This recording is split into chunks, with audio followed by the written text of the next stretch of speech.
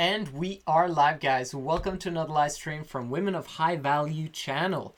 What we're going to talk about today is feminism and gender extinction. Now, that title came from me reading a book 7 years ago or something, and I bought it. This book, it says Feminism and Sex-Extinction, is written by Arabella Kenealy in 1920. That's correct. In 1 year, it will be 100 years ago since she wrote this book. And she was a biologist, actually. And what she wanted to do is she basically wanted to show to people what feminism would do to a society over time. So she was basically warning people who were supporting feminism during this time, because this was a time when there was a lot of talk going around about women getting the vote, the suffrage movement that was going on at the time. She was actually from England, so she wasn't from America, but approximately the same things were going around, in America and also in Britain at the same time. And basically, let's just define feminism, where it comes from, where did it originate, what is it? Well, first of all, it didn't start with feminism. Actually, society in general has been patriarchal for millennia. Actually, all the time in history, it's like 98% of the time, it has been a patriarchal system. What does that mean? It basically means that men have been the one that have been in charge. They've been the one who has conquered. They've been the one who have selected their spouses. They've been the one who has received property. They're the ones who have voted. They're the ones who have built dynasties. They're basically the ones that have controlled the planet. And women were basically emotional creatures that men could kind of beat around and do whatever they wanted to do with. And that's just basically how people lived. Now, there were, of course, many men during that time who took very good care of their wives and who had wonderful kids. And these wonderful kids went on to take care of their wives, who then took care of their kids very well. And that perpetuated over time. Very often, those who let go of a family structure as a society, those societies eventually collapse. But it's the societies where family is upheld as one of the strongest values. That's when fathers take care of their wives because they don't want their wives to basically leave them, because that was possible back in the day too, even though that had more repercussions. But basically some men tried to keep it going. And other guys just didn't care, but at the same time, it has gone over time, until we basically arrived around 1800s, the end of 1800s. Women started basically saying that men are not taking care of us. Men are not providing the way that they should. And at that point, they then started movement, which was the feminist movement, to get women the vote. Women should be equal to men. Now, I completely agree. Women should have the same opportunities as men, and they should not be put down by men the way that they have been put down by men for millennia and centuries. So, what has happened then is that the feminist movement has been building up massively over time, in some ways exponentially, until the point now where basically they're saying, now it's our turn. It's women's turn. We're tired of being looked at as average citizens or citizens that are below men, because we're just as equal as them. In fact, we're better than them. Women are better than men. Women are absolutely amazing. And the fact is that men actually have to work hard in order to care and in order to bring themselves out of obscurity and to do good. They actually have to discipline themselves to do good. While women, they basically do good completely naturally, completely automatically, as long as they're unburdened. As long as they're unburdened, they're feminine and they'll take care of others. So, what do we naturally get? We get feminism. Because feminism is the answer to the oppressive patriarchy that has been in the past. So we get feminism. This is where this book comes in. Because in this book, she basically explains like how our bodies function and how our genes are passed on to the next generation.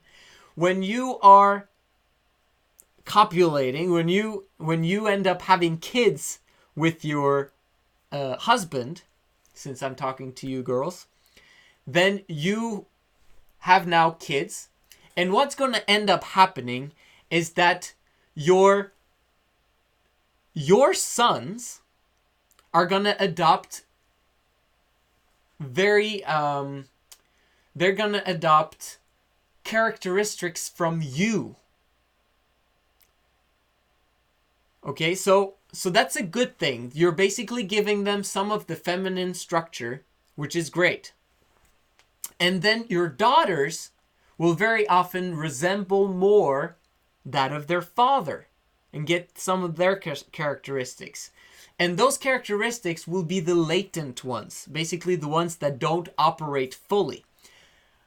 And that's how it's supposed to be, which basically means that boys have their testosterone building. They have, like, once they get into puberty, they start growing, they start evolving, and they become men. But they have a latent part of their feminine self coming from their mothers. And that latent part should be there to kind of help them become a normal citizen, to kind of help them and kind of how do I say, make them into a full person.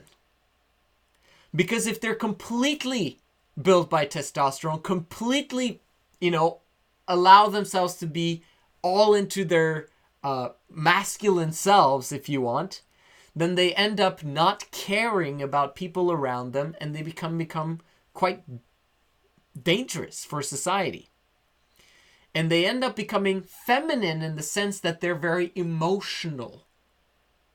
And that becomes their, they never really learn to keep it latent. Because the femininity is kind of becomes their whole psyche at the same time as they have this testosterone building that they don't know what to do with. And for women, on the other hand, their masculinity should be a latent thing, something that helps them in emergency situations, something that kind of tones them and helps them. But if it overpowers a woman because of her burdens, then she becomes more and more too much in her masculinity from her father. This is what's in the book, okay? So if you don't quite understand what I'm explaining, then read the book. It's for free online. You can just read it. It's a PDF. Just look it up. Feminism and Sex-Extinction by Arabella Kenealy. Fantastic book. Anyway, the point that I'm getting to right now is basically explaining that the more burdened an individual is, the more they will tap into what should have been their latent genes from their opposite sex or opposite gender parent. In other words, boys will grow up to become more feminine the more burdened they are as a child. So they grow up as children and they're massively burdened. They're not allowed to be boys. So they end up wanting to remain in their childhood and remain boys for as long as possible, hopefully their entire lives. And they end up very often living at home with their mothers and taking care of their mothers. Very often this is what happens when the woman is single. And the boy is pretty much a girl. He's very feminine and very dangerous to society, or simply lost and confused with life and doesn't understand his place in this world. And when it comes to girls, if girls are very burdened as children and they grow up to not tap into their femininity, their full femininity, but they rather tap into their masculinity, and basically are also confused with their position in life, don't know what's going on, have a massive desire to be disciplined, to be competitive, and she's tapping into the genes that come from her father. So, feminism is encouraging mothers to be masculine, to be disciplined, to be leaders, to achieve, to be superwomen. That's a problem. Because what ends up happening is the more masculine the mother is, the more it's going to affect her children negatively, both boys and girls. The less burdened the mother is, the more her kids will evolve naturally in their true natures, boys being boys and girls being feminine girls. Another thing I might add is, as women become more and more burdened with life, with feminism, with achieving, with competing against men in the marketplace, unfortunately, the uglier the next generation becomes. Now, for those people who look good, who look amazing, they don't quite get that. But if you're kind of on the lower spectrum in terms of outward appearance, and you're, how do you say it politically correct? It's very, very difficult. The point of the matter is, it's not your fault. It's not your fault that you've inherited those genes that you've gotten. But what you can do, well, there's tons you can do to improve yourself and to become prettier and all that stuff. Of course. There's always a solution. And if you follow this channel, that's what I'm talking about. There's always a solution, and there will always be a guy who wants you out there, because sometimes they have the same issues. But as long as he has power, as long as he has the finances, as long as he's got everything, he will want you, and things can improve and things can be better. But what I'm trying to say is that if you allow yourself to remain in your feminine state, to not give in to your masculinity, to not basically seek out massive achievement, seek out leadership positions, to seek out the feministic narrative that's out there, you will be allowed to be unburdened, feminine, and that will actually improve the appearance, the outward appearance of your children, and make them more beautiful, because you are able to attract a higher value mate who is masculine.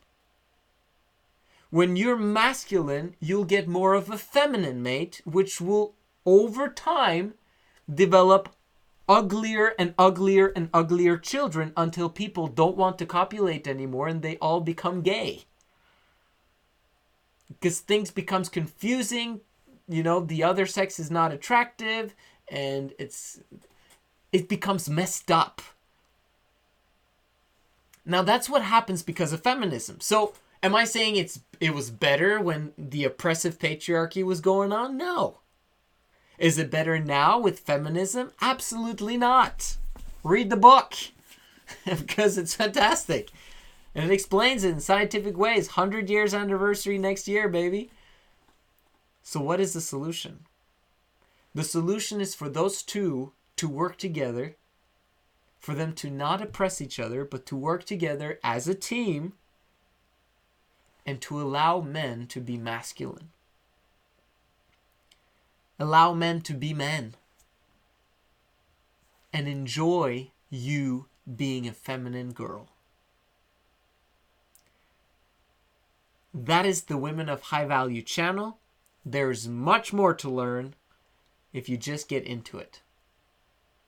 My name is Joseph Darling. I'll see you again tomorrow.